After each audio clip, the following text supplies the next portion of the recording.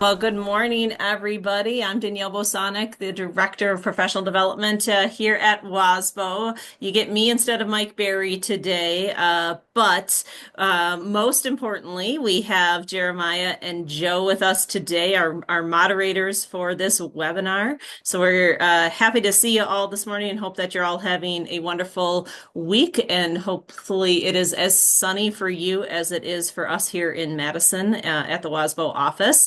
So as I mentioned, we have Jeremiah Johnson from the Muskego School District with us, and Joe Ledvina, who's having some camera issues. So his camera got covered by asphalt this morning, and so unfortunately, we probably aren't going to be able to see his face, but he is with us from La Crosse. And so Jeremiah and Joe, I'm going to let you take it away.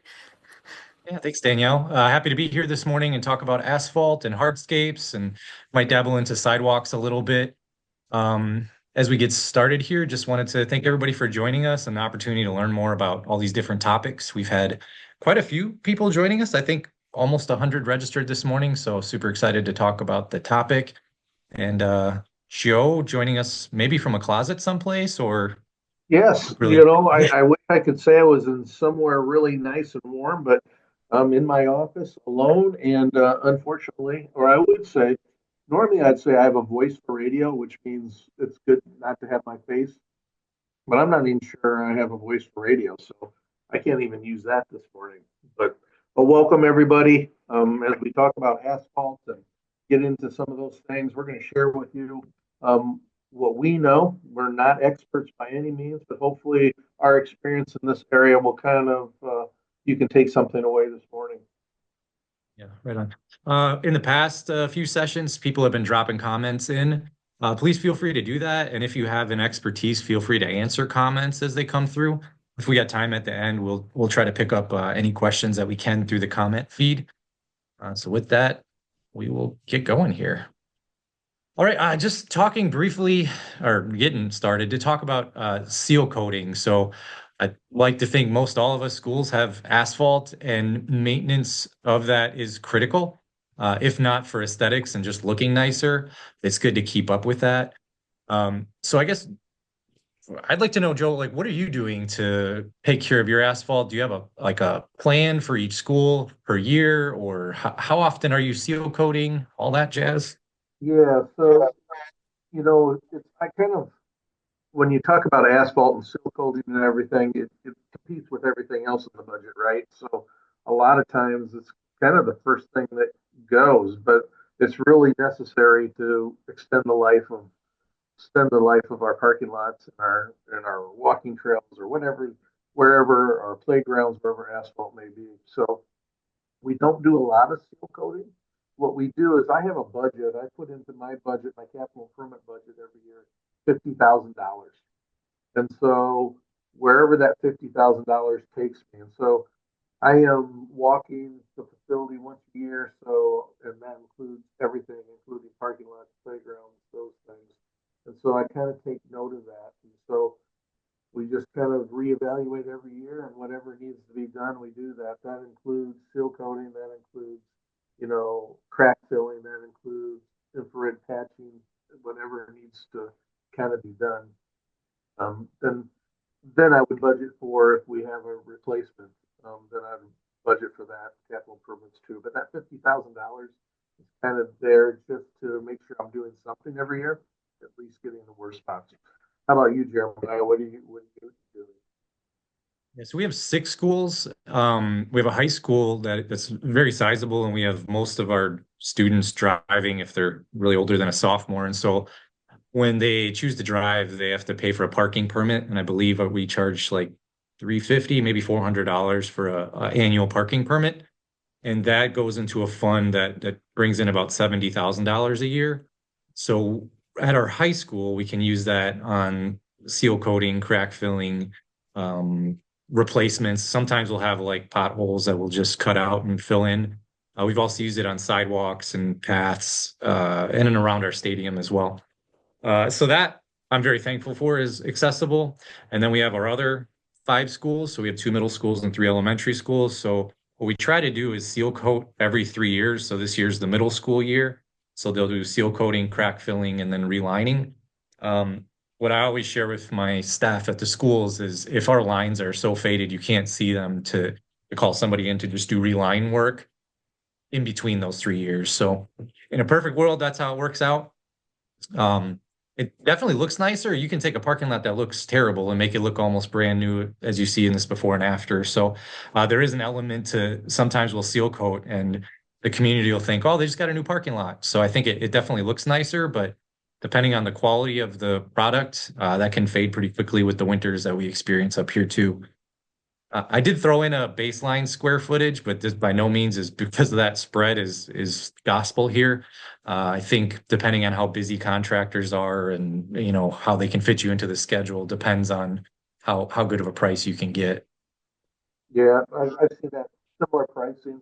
The question I want to have, if we could go back a little bit, because I love your idea what you did, parking passes, right? And that money going right back into, how long have you been doing that? And then, were you there when that was implemented, and how was that received when you started doing Yeah. Uh, just coming in a little bit quiet, Joe. So I'm not sure if that? there's some mic issues, but I did hear the question. So the question was, how long have we been doing that? We had been charging for parking for, I think, ever. One thing, as we were incurring more and more costs in the parking lot, I started getting questions from the school board. Well, what are you doing with that parking lot fund? And in all reality, I had no autonomy over it. So I had to ask, like, where is that going? Who's getting it? Was it going to the high school's budget? And so my business manager did allow me to tap into it. I think it was just going into the general fund, and then my capital budget was kind of backfilling it. But now I do have a capital budget, and separate from that, I get the access to that too. So, but we've also used it for light poles, some banners outside on light poles, anything that really has to do with the grounds, even storage under our bleachers, because we store equipment that services the parking lots is what we're looking to use that for this summer. So we've been pretty fortunate with that. Well, I really love that idea. That's a creative way of financing some of the improvements that need to be done because it's hard to keep up, right? We have 17 facilities. It's hard to keep up. And I share with you what I do with $50,000. It isn't much. And then we got to replace. Last year was the first year I've replaced a parking lot slash playground in several years, and so yeah, when the money's tight, you're competing with other things. So I really love that idea. Great job. Hopefully, that's something people can take with them today. I'm gonna as soon as we're done, I'm gonna go pursue that. Quite frankly. Right on. Um, Next topic really is in the same line of crack filling. So in my experience, people that are really into asphalt say this is something bare minimum that in our climate we should be focusing on. Seal coating obviously makes it look nice, and there is data to suggest it extends the life with that coat on there. But it doesn't take very long to walk through any parking lot and see cracks like are pictured here. And what happens throughout the winter is as snow and ice accumulate, it just continues to widen and bust those cracks open. Water gets underneath into the subgrade and starts to push up. And so, ironically, we were down with the WASBO board in Tampa Bay this past week, and I'm looking around, and all of the roads, all of the brickwork, everything is just pristine and perfect because they don't have this like freeze thaw that we're constantly battling here. So this has been something that we try to prioritize even over seal coating. If budgets got cut in my district, we would probably just resort to just doing crack filling and skipping the seal coating, after which time really the asphalt starts to look like what you see here, a lot more whiter than that traditional black look. Are you operating with your crack filling similarly by you, Joe? Yeah, exactly. And so we do a lot of crack filling, and so that's one way to extend our parking lots. As you already mentioned, with the weather that we have, it's pretty tough if you don't do that. You're going to see some gatering, some real issues, and really not be able to extend the life of your parking lot. So we're always looking at ways for that. I'm looking at we spend approximately about a $1.10 a linear foot doing that, so we kind of measure, see what we need to do, and kind of base it off of that price. Again, that falls under the kind of $50,000 that I've set aside, but it's really important that we do that, and we prioritize parking lots kind of over playgrounds because they get used, they're heavier use, if you will. And so we try to hit those heavy use areas first and then get into the other areas. But we certainly do that on the playgrounds as well. I'll just say you talked about aesthetics, and there's nothing worse than looking at a playground and you have cracks and you have grass growing up through them in the middle of the summer. I know you've probably witnessed that too, and there's nothing worse than seeing that. Not only does it not extend the life of the parking lot or the playground, but it looks bad to the general public as they're driving by. Yeah, yeah. So I'm just thinking about right now, this is the time in Muskego that we're actually putting this out to bid for this coming summer. We really don't commit to what we're going to do. We get the numbers in. What is your timing for bidding? And do you have a lot of contractors that are vying for this work by you? No, we really don't. Actually, at the WASBO, you know, last week at our WASBO facilities conference, talked to several of them, but we usually don't have a lot of people out there doing this. Especially some companies, I think you have to be a little careful. And when I say that, there's a lot of new startup companies doing some of this, and I'm always a little careful about doing that. Really want to check references and doing in that. We have the Steadfast, we have the Farner, but what we're finding is that they are so busy. It's really you got to get started early because if you don't, in our area, there's just not a lot of contractors out there, and you can't get the work done before school starts. Yeah, agreed. And I think scheduling and juggling schedules, we have summer school, park and Yeah, rec, all the different events that are happening. So sometimes our schedules don't necessarily jive with the contractor. So we'll see like a parking lot bid come in for 10 grand and some other contractor because the timing will come in at like 30. I just think it's because the timing and how busy they are with other things too. right. And so there's a lot of, and depends what's going on in your community, right? When we're at, if UWL and Gunderson are doing major parking lot renovations, it takes all the big contractors away from us and limits our choices. It also never fails that somebody parks in the parking lot when this work is getting done, and then you come in on Monday and there's a big blank square of where it didn't get done. So it's the joys of school. Yes, yes, it is. And then throw in weather into that scheduling mix as well. We did Yeah. get a question about the passer manual ratings with their contractors to figure out what range of work and quality of work they want in their lots.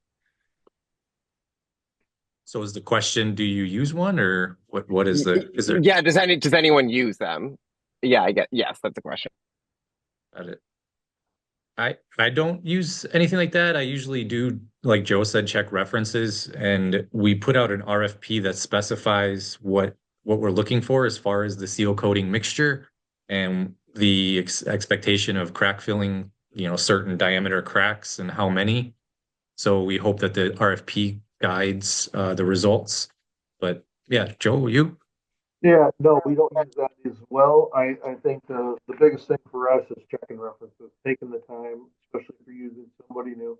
Past experience, right? That's the number one thing. You have good experience with somebody, you know they can do the work.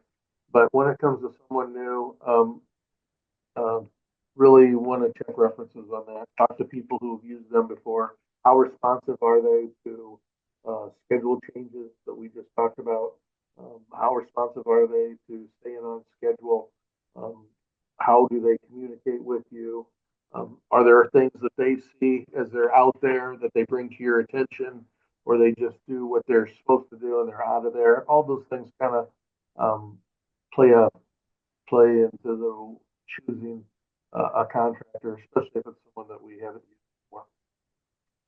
Yeah. We only had one in my last 13 years, one that didn't work out well. It was a newer contractor, local startup, and after they had seal coated a specific lot, it almost washed away. It was a very grainy mixture that was sprayed on. It was nothing like we had seen before, and they blamed it that people were driving on it too soon, but they did come out and redid the work, but it just didn't hold up to that 3-year period that we have. So like Joe was saying, just proceed with caution when it comes to hiring any contractor really and making sure you know what's in it. Kind of interesting. This image here probably isn't uncommon to a lot of us, especially at elementary schools where they have four squares. We have a school that has a world map. We have a school that has a United States map, and every single state is a different color. And all those graphics are super cool and probably PTO funded to start, but then we're kind of left holding the bag. Do you have stuff like this, Joe? And do you cover the cost, or how do you divide it up when Yeah, it comes time? yeah, we do have things like that. And so when it comes to Foursquare and sometimes even painting parking lot lines, we'll talk about that later. We have a staff that does that. But when it comes to this specifically, we ask the PTAs to pay for it. And so we don't do any maintenance on that.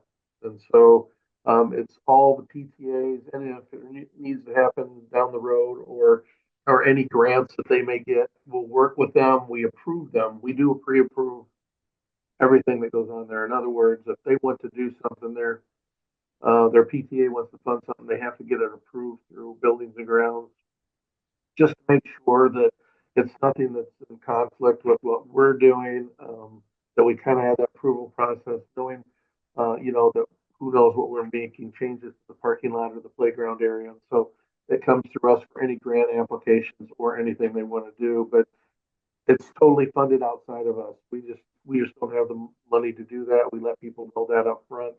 It really hasn't been an issue. They've been really creative when they know that, but they also know that we won't do any maintenance on this as well. Yeah.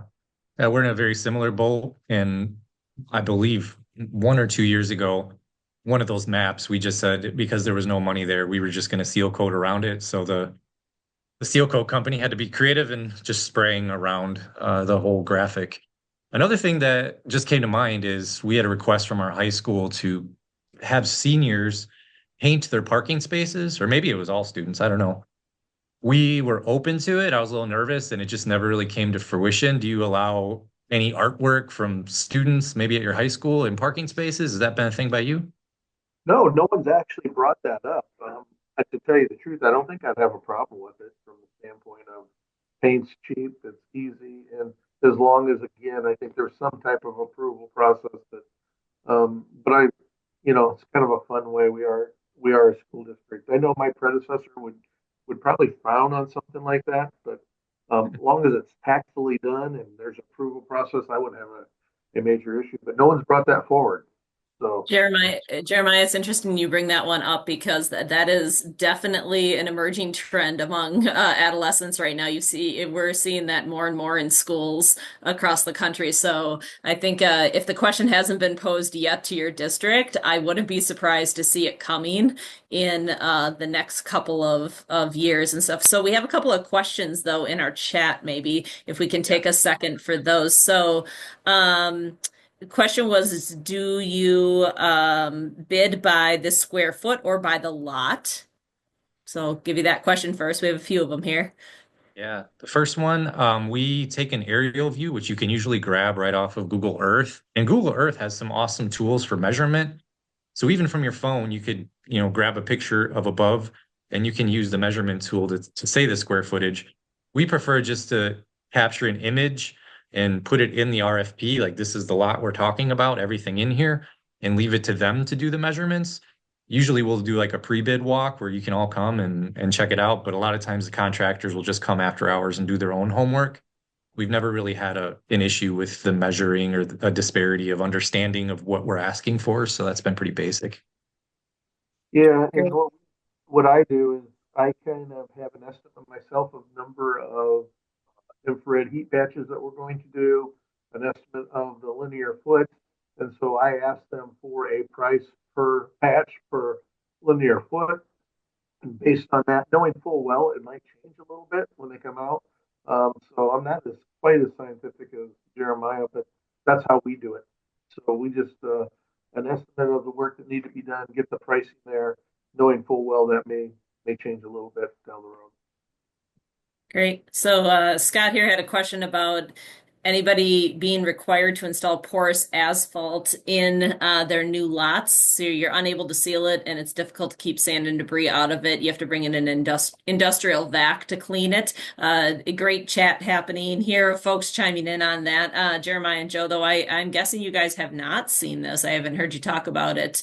But anything with industrial porous asphalt? No, I've not even heard of the term. So maybe we'll learn from the group here. The one thing that we will touch on a little bit is concrete at the end here, and as an alternative. And I believe there's another one that's like permeable pavers that's an alternative. I think both of those are probably double the cost of asphalt. So for us, we're just trying to stay afloat with traditional asphalt, but there's bigger investments that'll last longer as well. Yeah, Right. well, it was several years ago, we were going to do a curb cut at one of our middle schools, and the city was going to require us to put that impervious asphalt in. And looked at the cost then. When I say several years ago, it's probably been 10 years ago now. When I looked at the cost of that, we just said, no, we're not going to put in the curb cut. But the city was requiring that of us. They have not done that yet in parking lots, but they were doing it because we were attached to a street and we were in a area where we had some stormwater issues, and so they were requiring that, and we just chose not to do the project at the time. I want to say the cost almost tripled to do that, and so we just said no, we won't do that project. But yes, Okay. And Garen might be playing Stump the Host here. But Garen asked, what's the difference between reconstructing a lot and doing a mill overlay? Either You one know of you what? want to tackle that one? Yeah, we will. We got a slide dedicated to it. Oh, So well, slow down all there, right. Garen. All right. That's what we got in the chat right now, guys. Take it away. Awesome. I think we've all been to a parking lot that looks terribly designed as far as like trying to get a large truck into a parking stall. You just think to yourself, like, who designed this? A lot of cities require a professional design that includes trees and curbs and different things that promote safety. So sometimes when you're redoing a lot, you do have to engage with your city to make sure that your current parking lot meets the codes of what they're expecting. But if you're expected to redesign, a lot of times you have to engage with an engineer. There's a lot of good engineers that are partners with WASBO, and you'll see them at the trade shows. Joe, have you used engineers to completely redesign your parking lot? And that's usually getting to Garen's question about reconstructing. You're going to reconstruct. Do you yeah, use an engineer or how do you work this? yeah, we do. We use an engineer, and I think just because it gets complicated with stormwater runoff and all the requirements from the cities, and everything. And I don't know about uh, your sites, but a lot of times our sites aren't flat, so we're dealing with a lot of different issues. And then where everything's running into the city streets and city gutter system. So from from from my perspective, it's well worth the money to find someone that you trust, that you work with in that design process, and incorporate some things. Now, I'll say a couple of things. If I was doing a walking trail, and we've done several walking trails, asphalt walking trails, we did not hire an engineer to design that, right? But when it comes to the parking lot, it's a little bit more complicated than most people anticipate when you talk about some of the issues that you have there, and then just traffic flow. And then you want to maximize the number of parking spaces that you can get in a space. And so, from that standpoint, having an engineer on site, seeing them talking about looking at bus drop-offs, looking at parking lots and the flow of parent drop-offs, just looking at that whole big issue before you redesign a parking lot. I think it's very beneficial to have an engineer be a part of that process. I So I have agree. a question for you guys on this one. Are you guys putting the cost of this kind of a redesign through like your long-term capital projects? That's something identified that you know that there's a traffic flow issue and that you're going to need to address it. Is this coming through, referendum dollars? I've seen that, where I previously was that it was part of capital improvement referendums that is actually included in that and not a forgotten piece. Where's the money coming from your guys' perspectives for this? Because this is a larger undertaking. Yeah, I think you have the budget for it. So if it's a capital line item where you're So for instance, during COVID, we started having parents by large numbers driving their students to school, and it hasn't stopped. So it's like we used to have 10% of parents doing drop off. Now we have like 30. So all those buses are still in the lot, but now we have 3 times as many parents in line to pick up their students. And it's fun because school ends at like 3, but they all show up at 2. So they're just stacking the roads. So one of our largest elementary schools has 900 students, and we knew we had to do something to relieve this congestion. So we created a large drive lane that wraps the entire property and circles back and connects to the parking lot so we can stack all that. We had to essentially use an engineer to determine the stormwater management plan for that. So you really get the cost first for the engineering, so you can bid out engineering firms to do that work. And that's your upfront cost. And they'll usually tell you we're going to charge you 10 or 15% of the overall project. So if the drive lane for us was 700 grand, we can anticipate we're going to pay that engineer 70. So a total project is going to be, you should budget like 800. So for us, that was the process of that. It's important too, because that stormwater management piece usually requires city approvals in order to make all that work. We had to do neighborhood meetings because there was going to be now lights shining into the back of people's houses. And another thing they can do too is engage in a traffic analysis. So just because we think a parking lot's going to work the way it does, you should probably figure out what the traffic pattern is, especially if you're on a really busy road. When you have cars that are congesting the road, now you might need to involve the county, and an engineer can help facilitate all of that. But you bring up a good point, because you can't forget that you have to pay that part of everything, whether it's a roof project that you're using an engineer, whoever it is, that becomes a full part of the project. Joe, any Well, thoughts sir. on your? Jeremiah, you hit some really, really neat points there that need to be addressed. But the answer, what I do in my capital improvement budget every year, I have a line item for engineering and architectural services. And so what that's for in that, yeah, it's always looking ahead, right? What are the projects I'm going to be doing in the future? And sometimes in a case like this, we had to hire an engineer who would look at this process uh, just on the outskirts of it, not in depth, look at this process, maybe give us an estimate of what the cost would be, and then we would include that as a line item in as a specific project. And then with that specific project, what I have is I always figure out the cost, what is the estimate, what are the architectural fees and engineering fees, and then I put in there roughly a 5% contingency on every one of my projects. So when I take that number to the board, it's not necessarily broken out, but that's the total number I give the board for the cost of that project.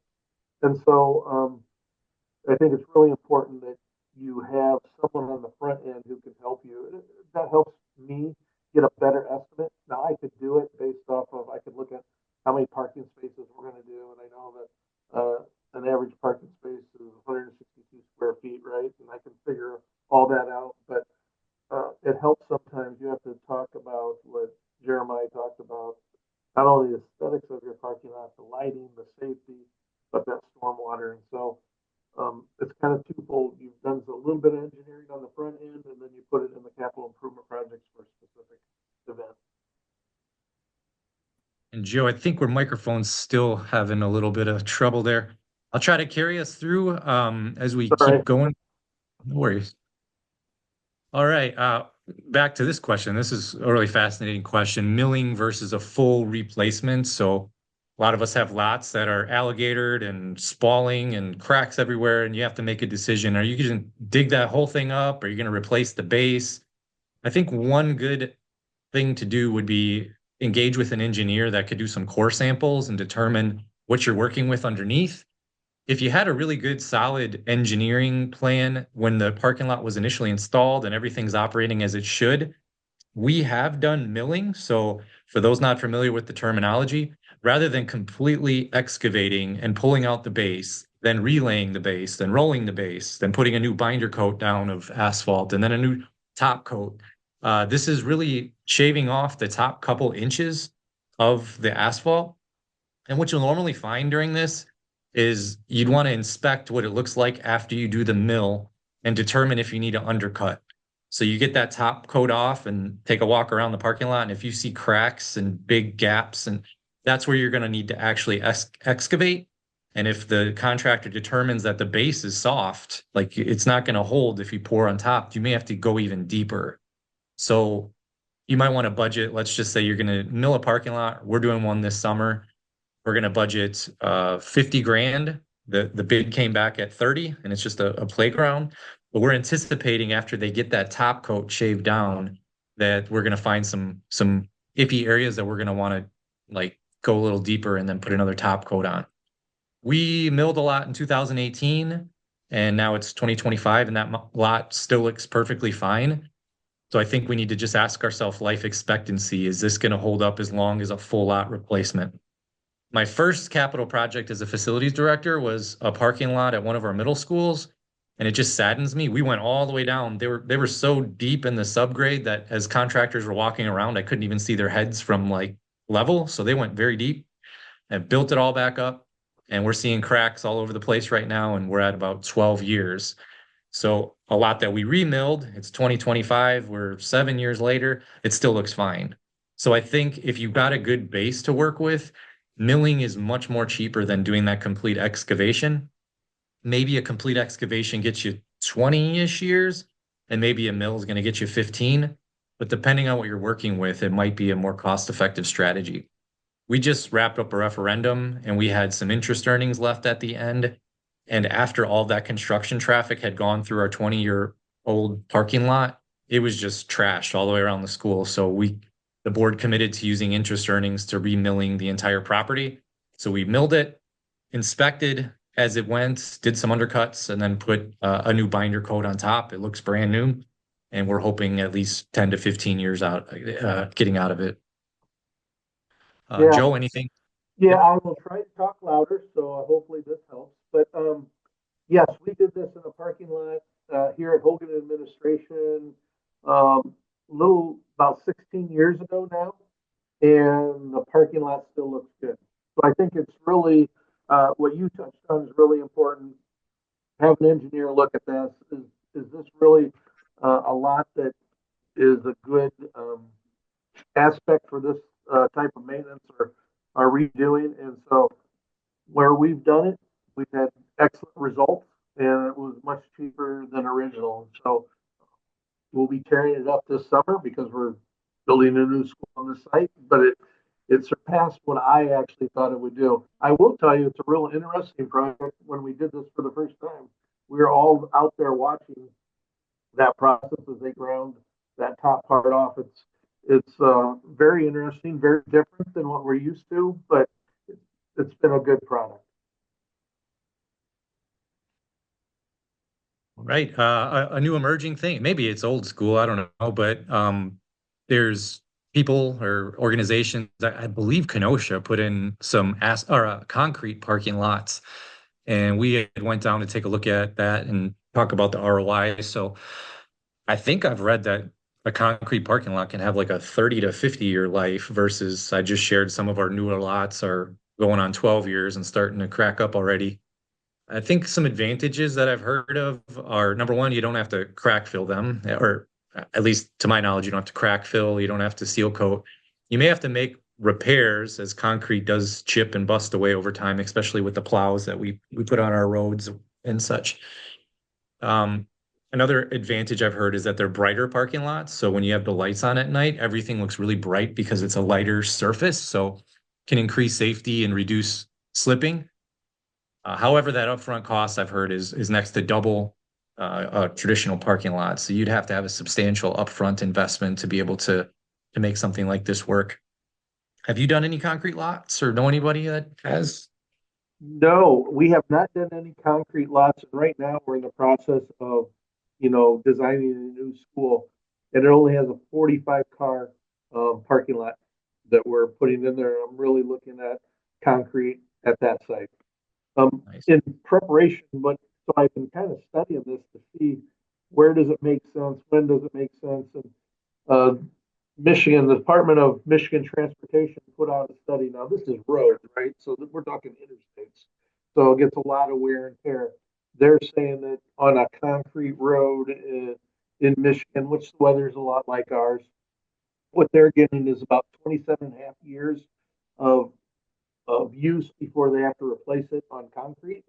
And they're getting about 15 and a half years on asphalt.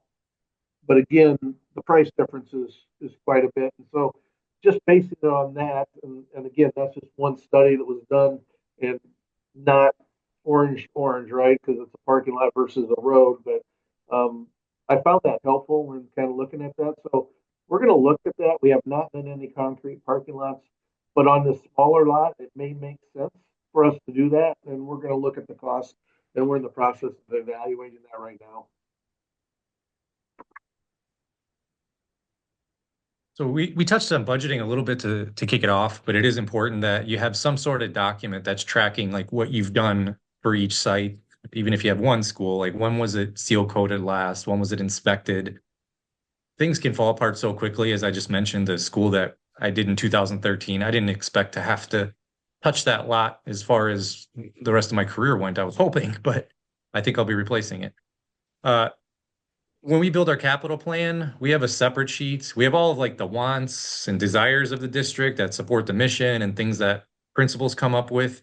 But then we have a sheet dedicated to parking lots, and we've just assigned letters like high school, parking lot A, parking lot B, and all of our other schools. And so through that, we have, what we're spending on each lot each year. So if there's ever any questions that arise, or we just want to know, like, when is the next cycle coming up, we have a document. It's a lot to keep in your head when we're focusing on roofs and painting schedules and flooring and maintenance and all that stuff. So having a document that has a hub of where everything lives and how much things cost is important. It's also great when you can document in there how much a project costed. So the next time you're coming back around a few years later, if the price is the same, that's pretty great. We beat inflation. But if not, it's good to tell a story to the school board or your superintendent about the inflated costs. So last time we serviced this parking lot, it was 60 grand. Now it's 75. Just continuing to be able to tell our story and have that history, and then building forward too. When are we going to be servicing it next? And what can we anticipate at that time? I think that just having a document is a solid idea for all of us. Yeah, I would agree, Jeremiah, and it should be treated just like roofs, right? I mean, that's a building envelope, but that's a good example that you gave as having a spreadsheet or something that you monitor that with. Good points on all that aspect. But I think the other part of that is, and I won't reiterate what you said because I agree with everything, and we're doing something very similar. But I think liability wise, it's really, I mean, when you talk in terms of parking lots, last week we talked, or last podcast, we talked about faulting, right? And so it's just documenting and having a good handle so that our parking lots are safe for people in all kinds of weather. And so documenting anything we can will help us down the road. We've had a couple injuries on our parking lots from holes that popped up, and those things are expensive. And so just staying on top of it, documenting everything you're doing. So if something does happen, you can say, hey, we've done our due diligence as well. Yeah, right on. Danielle, how are the questions coming? Any more things floating through the chat? Uh, not folks are just responding to each other. Question on is anyone chip sealing versus seal coating? But otherwise, no, some great conversations happening with everybody just responding to each other. So thanks everybody for helping out your colleagues today. The couple things we didn't touch on that kind of become the bane of our existence too is sidewalks. So after you get off the asphalt, there's a sidewalk there, and then the curbing. If any of your schools are like mine, the plow companies or plows tend to take out a lot of those curbs. So right now you're probably looking at your parking lots wondering what happened this winter. So keeping your curbs in good order. If at any point you can go to having like a standard curb versus like an integral curb that just rests there, some of those just get blown out pretty quickly. Sidewalks can be tough too with the amount of salt that we put down, and a lot of us run our plow, like our smaller plow trucks, over the sidewalks. They take a beating too and seem to be just as prone for replacement cycles as our parking lots. Sometimes people will throw like a yellow line or a blue spray painted line over a raised part of concrete, showing that, hey, this is a trip hazard. What I've learned is when you do that, you're just identifying your own negligence. So if somebody trips over that, you've said, hey, we know this is a safety hazard. So that's not necessarily a great strategy. So it's important that when we're thinking about our sidewalks, that we consider mud jacking or things that bring everything back to level, not having all the waviness or the trip hazards that exist. Any closing thoughts on hardscapes, Joe? Yeah, I would just say that coming with sidewalks, one of the things that we do is we piggyback off the city of La Crosse's contract. So they have a contract with a company as they replace so much sidewalk that's identified every year. And so we identify those spots and then we give that to the city. And the city then is responsible working with that contractor. We get the bill, but we piggyback off that. So that's one way of doing that, maybe getting some better pricing because when you look at the number that's going on around the city. And so that's one way to encourage that. And then we do some mud jacking around the building for sure. That's not on a public sidewalk. We'll do some mud jacking. Again, it extends the life. We've had some good results with that. But other than that, that's all I have on that area. Right on. I think we're reaching our time a little bit early, but that's a gift for all of us. One thing we did want to share is there's a new program that's going to be kicking off this summer. It's a lead custodian program that's really grooming people, custodians specifically, to take that next step to if they want to step into a leadership role. What we found is the facility certification is great for everybody, but oftentimes you'll send a custodian to that, and some of the things that we're talking about there are just like 2 steps above a building leadership program. So we're super excited. There'll be a few sessions offered around the state and really just gearing up our next leaders that are going to be taking steps to lead buildings and making sure that we're fulfilling that need. We're very excited. There's been people that are probably on this call that have built a curriculum that's going to be really helping those folks take the next step. Anything, Danielle, you want to touch on? Yeah, thanks for plugging that there for us, Jeremiah. It's really exciting. The registration is open now. I see that Ryan just threw it in the chat. So we're in Oregon at the end of June on June 25th. So it's the day before the custodial conference, and then the custodial conference is included in the cost of the participation, and they also get a 1-year membership to WASBO. So if you have that person who's also looking to grow, or maybe you do take custodians to, one of our facility conferences, you can get a year of WASBO membership for them as well. So really low cost to get a whole lot of learning happening. And so shout out to Garen and Gage Johnson, who are helping co-facilitate that with myself for all of that. So registration's open and limited to 20 people per site. So make sure you get your registrations in now. Well, we'll be back to be talking about athletic fields and tennis courts. And if you're living life right now in the facilities world, you're probably setting up your tennis nets. And we were starting to line fields yesterday, which is beyond me because I think there's parts of the state that still have snow on the ground. So we all know how that goes. But we've enjoyed the time talking today, and we look forward to bringing our next topic next time we get together. Yes. Thank you, Jeremiah. Thank you, everyone, for attending. We appreciate you, and have a great day. Thanks, everybody. Have a great day.